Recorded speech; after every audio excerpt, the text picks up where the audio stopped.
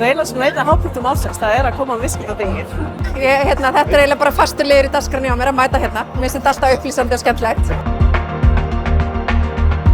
Það var tvennt sem ég fannst kannski standa upp úr. Annars vegar fannst mér mjög gaman að upprifjuninni hjá Friðrik Sófussyni og hans störf í fjármálaráðuneytinu vegna þess að ég held að það viðhorf sem ríkti þá sé einmitt það sem við þurfum á að halda núna.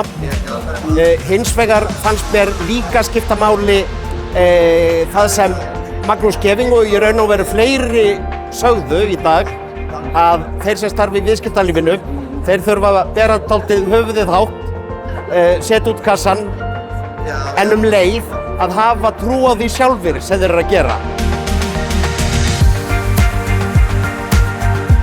Mér fannst þetta setur í mér þetta sem Halla sagði með hvernig við eigum að skilgreina Ísland sem land lausna og lista. Mér fannst hún hitt alveg í mark með þetta. Ég held að þetta sé eitthvað sem við getum sem þjóð unnið áfram með.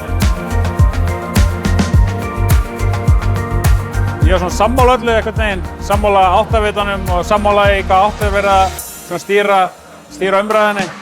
Sammála í að vanti meiri takt í hvað stjórnvöld að gera og þessu atvinnulífið.